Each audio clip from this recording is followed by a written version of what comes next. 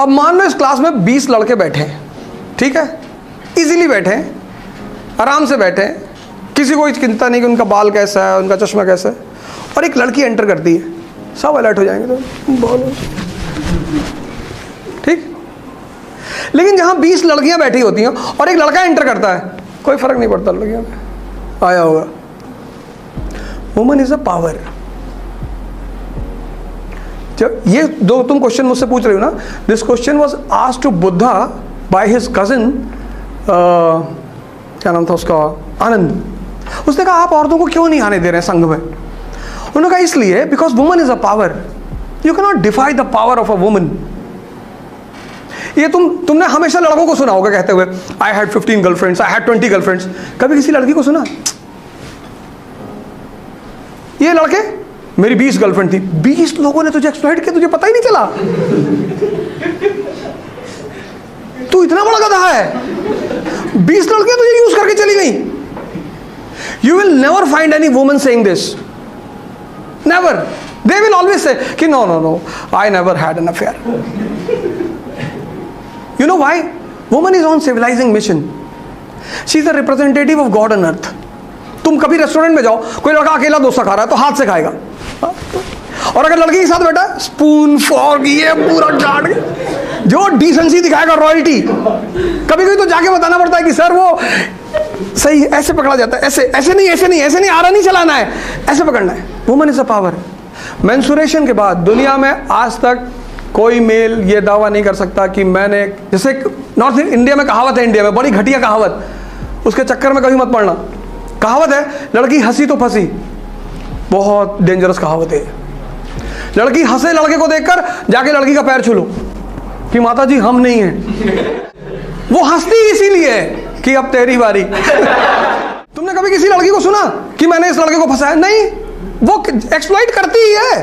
अब वो नया नया लड़का, ये 23 साल का, 22 साल का ये लड़का मस्जिद में गया, नमाज पढ़ने, ध्यान करने गया है, और बगल में पायल की आवाज आ गई। इसने एक आंख खोल के देख लिया, इसका ध्यान टूटा कि नहीं? इसलिए वुमन को, पावर को इज्जत दिया। इसलिए मेंस्ट्रुएशन साइकिल के बाद औरतें बहुत चिड़चिड़ी हो जाती, उनका पावर खत्म हो जाता है। The power to subdue male is in menstruation, क्योंकि मेंस्ट्रुएशन के बाद उनके अंदर लिविंग एग्स पैदा होते हैं, वो मेल स्पर्म को अट्रैक्ट करते हैं। That is why women has gravity. इसलिए हिंदुस्तान के कल्चर ने औरत को शक्ति कहा। इसलिए औरतें बहुत टेंशन में नहीं होती कि आईएएस बनना है, मिनिस्टर बनना है, जानती बन जाओगे, फंसा लेंगे, क्या फर्क पड़ता है। You will always find a level of arrogance on the face of a woman, always always. ये तुमसे किसी, अरे मुझे मना कर दिया। लड़के सोचते हैं कि अगर वो लड़की की हर बात मानते तो लड़कियां उनसे खुश होती हैं। बेवकूफ हैं ये। लड़कियों की हर बात का विरोध करो, इज्जत बहुत करो उनकी। इज्जत तो इतनी करो जिसकी जितनी तुम भगवान की नहीं करते, लेकिन बात मत सुनो। जैसे लड़की ने कह दिया this is a very beautiful colour, no this colour is a colour of hell. इसलिए ये तुमने सुना है ना, शुद्धता की बात नहीं, ताकत की बात है। हनी ट्रैप सुना? हना ट्रैप सुना कभी? हनी ट्रैप सुना है ना? लड़की भेज के ट्रैप कर लिया। हना ट्रैप, लड़का भेज के ट्रैप कर लिया। वो ट्रैप ही नहीं होती, उनको कौन ट्रैप करेगा? नहीं, एक बार बेस बना लिया, जैसे इस बिल्डिंग की बेस बन गई है ना, तो दोबारा इसे जब रिकंस्ट्रक्ट करना होगा तो बेस छोड़ के सब तोड़ेंगे, फिर उसी बेस पे दूसरी बिल्डिंग बना लेंगे। पहले एफर्ट, पता है एफर्ट में जो है, ये जो लॉ ऑफ कनेक्टिविटी का प्रिंसिपल है ना, इसको डेवलप करने में टाइम लगेगा तुम्हें। वंस यू हैव डेवलप्ड, फिर तुम देखना कोई टाइम नहीं लगेगा। वो पहला फेज जो होता है स्विमिंग का, जब तुम अपने आप को बैलेंस करना सीखते हो, वही टेक्निकल है। Once you started floating in water, बस तुम्हारा कॉन्फिडेंस लेवल इतना हाई हो जाएगा, फिर तुम्हें किसी चीज की दिक्कत ही नहीं। स्विमिंग में पहला सबसे बड़ा ऑब्स्टिकल क्या है कि ऊपर आना। वहीं पे तो लोग पैनिक हो जाते हैं।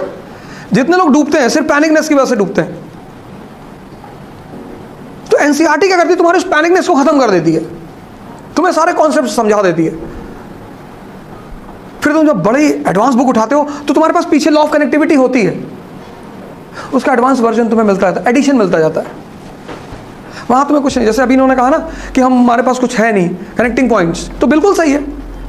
अब विपिन चंद्रा की जितनी वास्ट नॉलेज है वेनगुइन वाली, उसको जो लड़का पहली बार पढ़ेगा उसे कुछ पता ही नहीं, क्या कनेक्ट करेगा वो।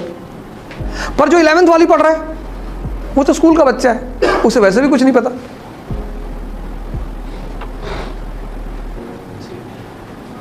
और जिस पीरियड में जो डेवलपमेंट हो रहा है उसको तुम क्वेश्चन मार्क लगा लो। 13 चैप्टर्स हैं, सारे चैप्टर्स को ऊपर लिख लो कि with the end of the chapter क्या समझ में आना चाहिए। सोशल रिफॉर्म्स है। अब मैंने कहा वो क्या नाम है, राजा राम मोहन रॉय। अब इंडिया में सबसे ज्यादा जो इल्यूजन फैला है वो किसकी वजह से? रिलीजन, सुपरस्टिशन किसकी वजह से? रिलीजन। अब रिलीजन इतनी अच्छी चीज है, इतनी प्यारी चीज है, लेकिन समझ में अगर ना आए